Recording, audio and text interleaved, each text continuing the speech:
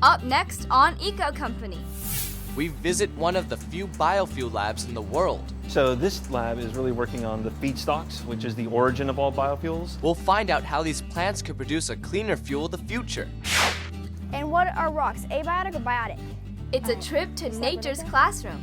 Only out here, these teens aren't students, they're teachers. I'm really interested in water pollution, so I felt if I can come out here and teach the kids about it, it would be a great experience. Why these students are spending part of their day down by the river.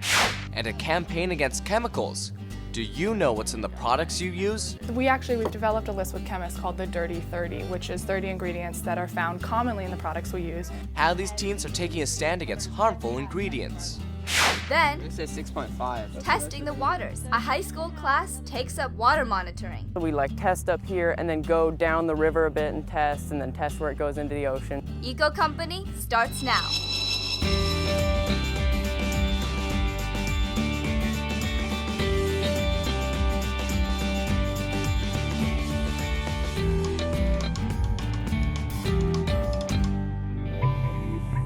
Hey, thanks for joining us for Eco Company. I'm Jordan. And I'm Adam. And this week we're doing one of my favorite things, hiking through the wilderness. Let's just take a moment to breathe in the fresh air. That's good stuff. You know, this area is part of a green belt, meaning that all the land's protected. Jessica and Brendan have already hit the trail. Let's go. Here they come. You know, hiking or biking is much better for the environment than driving. And nature has a couple tricks up its sleeve. That's right. What if plants and grasses could be turned into biofuels? We tracked down the scientists, hoping to make it happen. Hey guys, I'm outside one of the few biofuel research centers in the world. Here, scientists are on a mission to find a fuel to help green up our planet. Let's head inside and see how they plan to do it.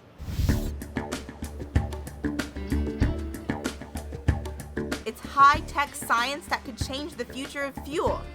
This is JBay, otherwise known as the Joint Bioenergy Institute.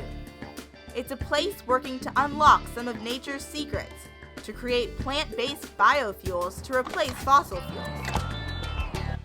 Researchers here at JBay are really looking at trying to create gasoline and diesel using fermentation that could be a direct drop-in replacement for gasoline and diesel that you use today, and also the aviation fuel that we use to fly around it. Blake Simmons is a top chemical engineer working to develop this next generation of biofuels. Liquid fuels derived from solar energy stored in plant biomass. Biomass is defined as anything that's photosynthetic, that utilizes sunlight and CO2 to grow, and basically produces polysaccharides into the plant cell wall. And so when you're talking biomass, it can be trees, it can be grasses, it can be mold, it can be moss. It can actually be a variety of different formats. They're experimenting with inedible plants, grasses, and even trees. Sugar polymers inside their cell walls store the sun's energy. But unlike starches like corn used for ethanol, these sugars can be hard to get. This is the first step of the process, so what's happening in here? So this lab is really working on the feedstocks, which is the origin of all biofuels.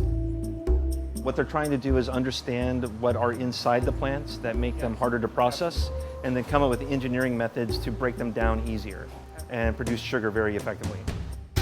What they're doing is growing plants. We have a variety in here, as you can see, that we're growing. It's under very carefully controlled environmental conditions, so we can, really try and understand the science about what's going on as these plants grow. They're looking for high-density plants that grow fast, so they can provide a rapidly renewable source, and a lot of it. This is tobacco. This is only for studying, not for smoking or chewing, so it's very important to note.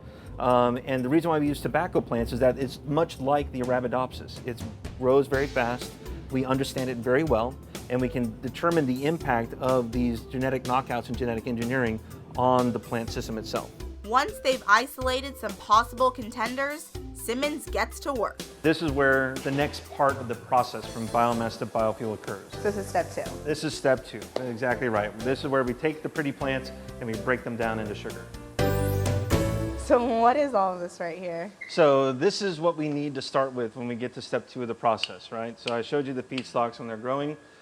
This is after they're harvested and dried.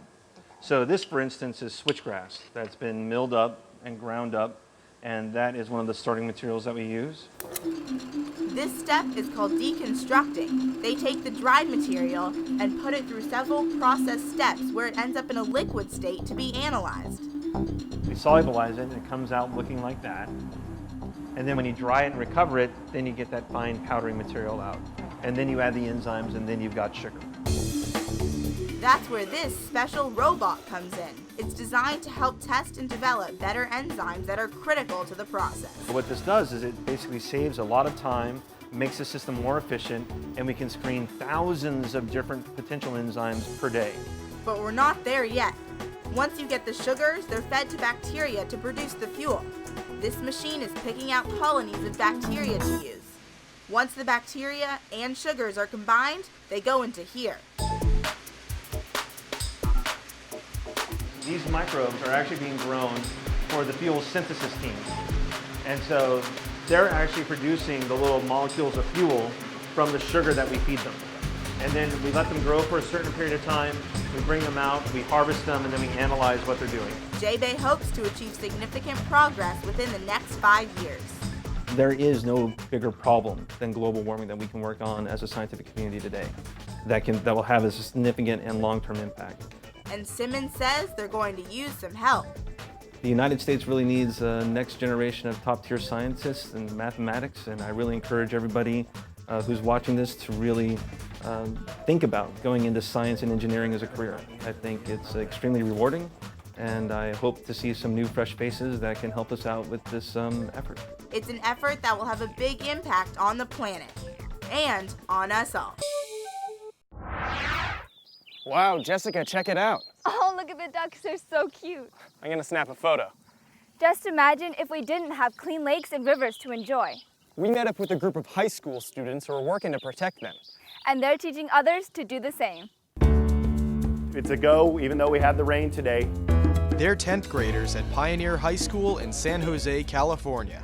But today, they're not just students. You guys have fun, be great with them, but make sure you're staying on track, keep track of your time, enjoy yourself, and hopefully have a good exercise out there. Equipped with backpacks and tall rubber boots, these guys are headed outdoors to become teachers themselves. They're trekking out to the river behind their school to meet up with some special pupils. This is Gabby. Hi, Gabby. It's all part of a special year-round program here called Biosite. It actually stands for Students Investigating Their Environment. So what we're doing is we're taking all of the 4th graders from the local elementary schools and we're teaching them about different, like the riparian community. Last time it was watersheds. There's different activities we do to kind of build up their knowledge.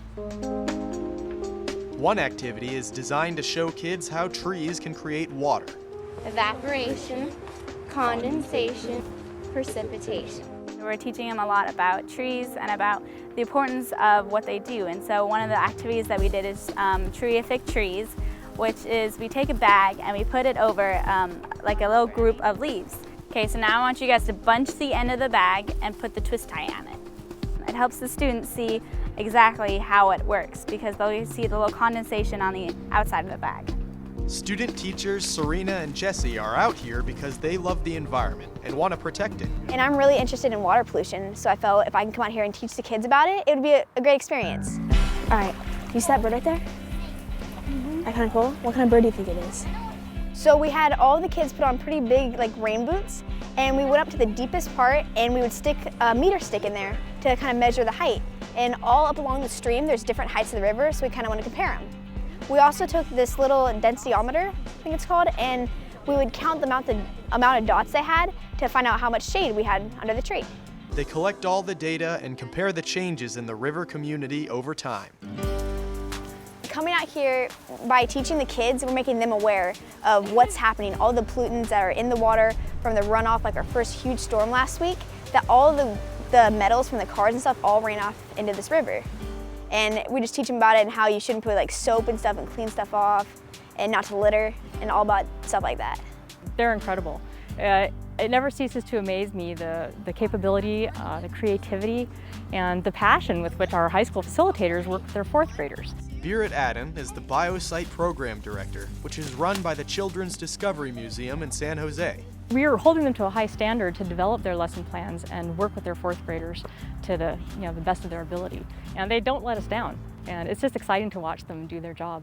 The the day can't end without doing a little digging in the dirt, or make that potting soil. Who else needs a pot? These will be later planted down by the river. It helps the students see that the restoration of native plants is really important.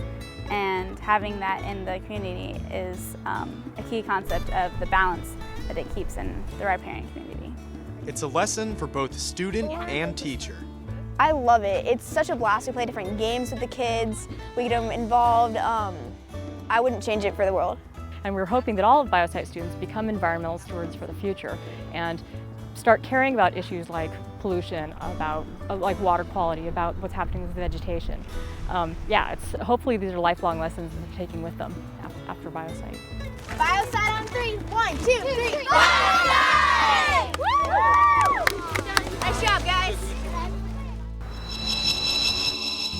All right, it's time to head up to the top of the hill. I can't wait to see the view.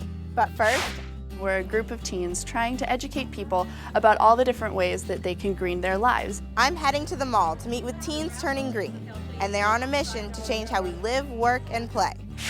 And later, how these students are taking the future into their own hands, one sustainable step at a time. We're testing the water quality and we're bird watching and hanging out. More Eco Company is headed your way next.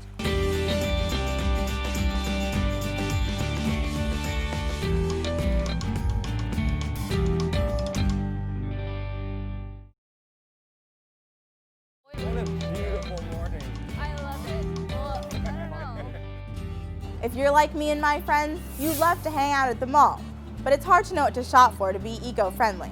Well, we found a place with a few ideas. At first glance, this store may seem like any other, but it's not.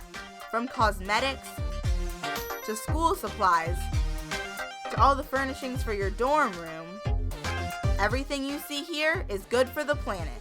But that's not the only thing that makes this store special. It's being run by the non-profit organization Teens Turning Green. We're a group of teens trying to educate people about all the different ways that they can green their lives, and that's by replacing products that are filled with chemicals and that can be potentially harmful for your health, and replacing them with products that don't have those chemicals in them. Their latest project is about how to green up your room, dorm, or wherever you hang your hat. There are greener alternatives for every possible product. Teens Turning Green's Kate Smith hopes this temporary shop gives people something to think about. And what we're trying to do with this organization is educate people about all the different ways that they can green their dorm rooms, and that's from the bedding that they have to the cleaning products and the cosmetics that they use, or even the clothes that they wear, and making sure that they're made with organic cotton and cotton that's not sprayed with pesticides. Project Green Dorm is just the latest way these teens are reaching out to others.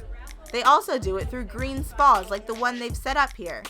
It focuses on green cosmetics, which gets back to the root of it all. We started as Teens for Safe Cosmetics. We're now called Teens Turning Green, and we have a lifestyle component. So that's the 24/7 aspect. Erin Schrode is a founding member of Teens for Safe Cosmetics. She took action after she started reading product labels. And I found out that the cosmetics that I was starting to use at age 13 every day, whether it be shampoo, deodorant, toothpaste, mascara, were filled with synthetic and often toxic ingredients that have links to cancer, birth defects, and reproductive harm. So what are some of those harmful ingredients? So parabens are one that's a word that you hear a lot, methylpropylbutylparaben. You hear about formaldehyde, which is used to preserve dead bodies, and propylene glycol, which is an antifreeze for your car. If those words sound like a mouthful, they are. But Erin says it's important to look for all of them on labels. We've developed a list with chemists called the Dirty 30, which is 30 ingredients that are found commonly in the products we use. They're doing more than making a list. The group is working with manufacturers of cosmetics and personal care products to make changes. Some are listening, and so are lawmakers. I just turned 18, and from the moment we started this campaign at age 13, we've been involved in legislative change. We went to Sacramento to lobby for SB 484, which was the first Safe Cosmetics Act of the country. And the governor was going to veto it, and we went and we told him why it was important, and he signed the bill. And she didn't stop there. Last June, I went and testified at a California Assembly hearing about the Lips Against Lead bill, so removing lead from lipstick, because the national campaign did a study and found in dozens of commercial brands trace amounts of lead. I was a witness talking, looking in the eyes of our elected politicians and saying, here's why it matters to me, and it should matter to you too. When I see the energy and enthusiasm and the brilliant ideas of the teens and what they've been able to create, it just feels like something new and something big is happening. Stacy Malkin founded the National Campaign for Safe Cosmetics, which works closely with the group and helps get it off the ground. So I really think that the teens turning green and teen activism is the future, and that you guys are going to be the ones that really are able to shift the economy to a green, healthy, sustainable economy. And just to see the tremendous change that I can bring, just by hanging out with my friends and teaching them different ways that they can green their lives, it's an easy thing to do. And teenagers see that they can make a change, and it's very tangible, and they know that it's a difference in their lives and a difference in the lives of their friends. It's a call for change that is spreading, with new chapters springing up around the U.S. in places like New York and Texas. Malkin says the future is bright thanks to teens who want to make change. You have what you need to be able to really make some big changes in the world. And I see a lot of energy and enthusiasm to do that. And I just think that is really a truly bright and hopeful sign for the future.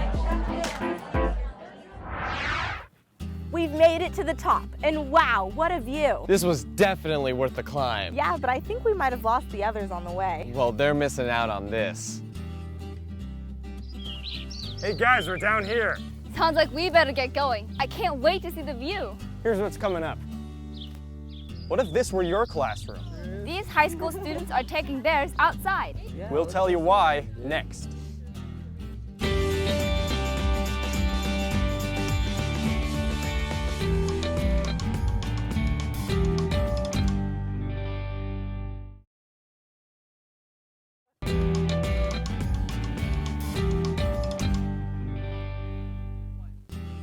Now I could stay out here forever.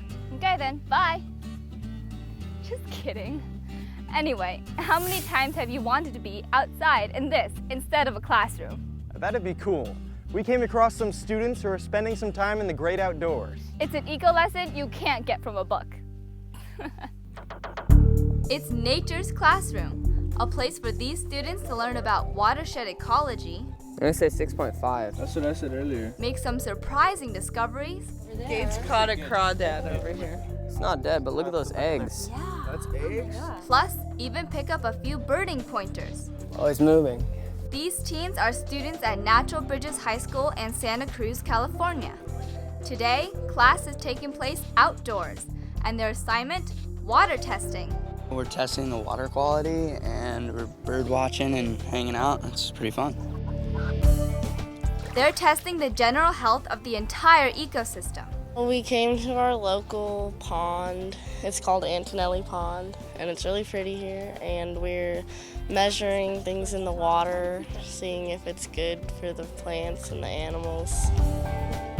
Students first make their observations about the area, things like the temperature, any trash, or easy to spot water pollution.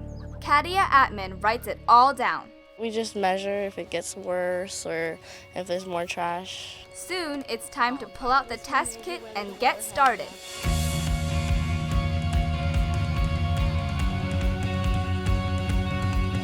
We test up here and then go down the river a bit and then test where it goes into the ocean, just see how the water's doing. We have the pH meter here. Tamara Myers is their environmental science teacher. They were testing for pH, that's the acidity and alkalinity of the water. And they did dissolved oxygen, air and water temperature. Conductivity, which is how well the water conducts electricity. And that's mostly to tell if there's a lot of debris in the water or salts that maybe are not normally there. Pour the water into the tube. We did transparency, and that's, again, how clear the water is, the clarity or turbidity of the water. It was like this tube, and you filled it up with the water, and then you let some out, and it would kind of clarify the water. It's pretty cool. It's supposed to be a hands-on field lab and getting kids really connected to the environment and also learning some career skills, job skills, and that kind of thing. We may as well add a little more water. I think we've screwed up the world pretty bad, and we need to fix it. So it's good that the kids are learning it, Like all the water comes from like, you know, the mountains around, and it's called a watershed. It just goes down to one place and then off to the ocean it goes. It's a lesson in the great outdoors that teaches teens the importance of clean water. The water supply needs to be cleaned up. I mean, the fish gotta live and we gotta drink, you know, it's important in general. And a healthy planet.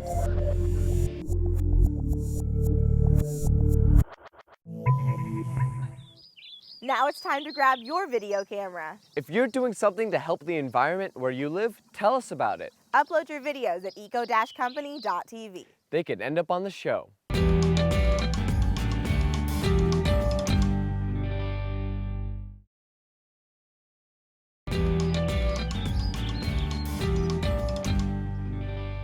Hey guys! Hey! That's it for us this week. For more information about the show, check out eco-company.tv. We'll see you next time on Eco Company. So, y'all ready to go down? No. We can handle it. Let's go.